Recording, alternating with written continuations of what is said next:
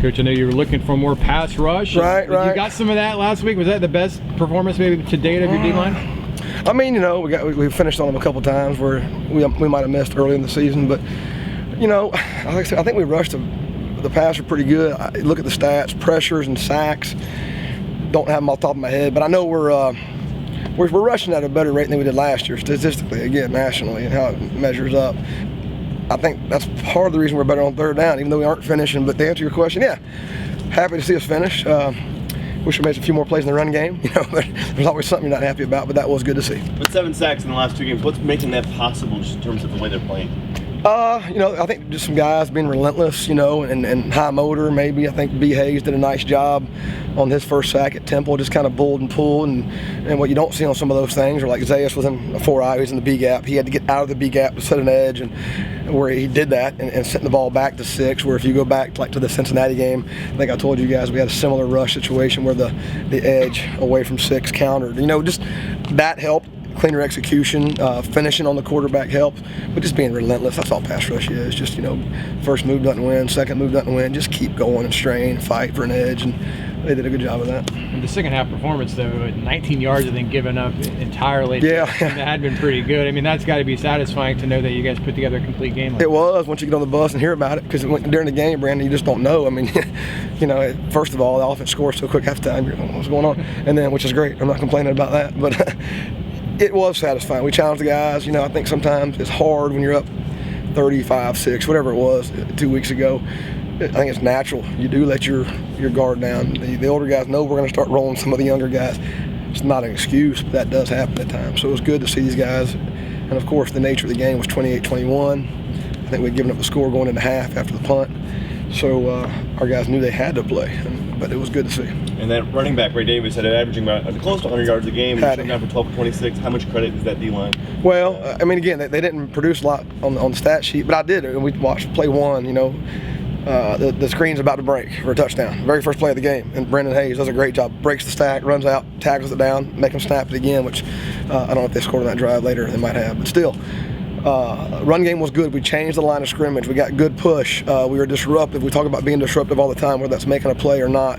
I think TFLs, we're still, as a team, we're still nationally, fairly highly ranked. So I think we're doing good stuff. I go back to third down. I think they're being disruptive. We're playing faster. So I've been pretty pleased and still got a chance to play, I think, 13 guys last week, which was good to see as well. How good was it to have Randy Charlton back in action? Yeah, it was good. Randy, I really thought first 4 weeks we had him, whatever it was, Pitt game, I think might have been the last game we had him. He was really putting together a good season. Even in some of the games he's missed, he's still the lead stat producer in certain categories, which, he was having a really good year.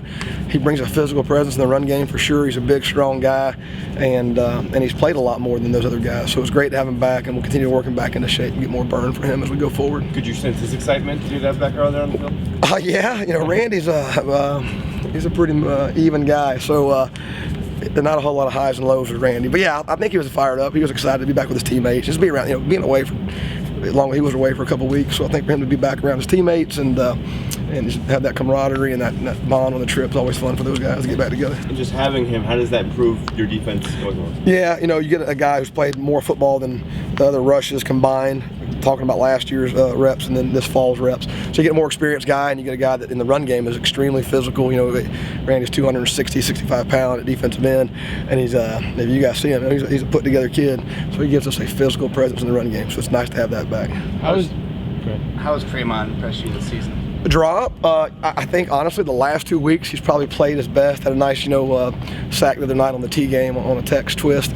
But assignment-wise, I think where I'm most pleased. I think I might have told y'all earlier in fall it was kind of see ball, get ball. I'm gonna, I think he's been more conscious to be assignment sound. So the trust level has gone up, and I think as he continues to get technique and play within the scheme, the plays himself will come. But he's continuing to improve, which is you want to see a freshman grow, and certainly he'll be. Because of this experience, next year you're going to get a guy that's much more advanced than he was coming into this fall. What are the biggest challenges that you see from Houston on Saturday? Well, like last week, I'm not sure if y'all spoke to you guys last week, stretch. They run a stretch scheme, inside zone, outside zone. So they put a lot of stress on you up front to be sound and how you're fitting. And then they run a gap scheme. So they kind of give you everything, zone scheme and gap scheme. So you got to be real disciplined in your fits. Obviously, they've played multiple quarterbacks. They got a Wildcat package. They just present a lot of personnel, different personnel packages to you, and some of the Wildcat and playing different guys at quarterback. They present different problems themselves. So just being prepared for that and understanding what you're going to get from all those different personnel packages. Appreciate it. Thank you, Coach. Thank you, Coach. Good luck. Thanks.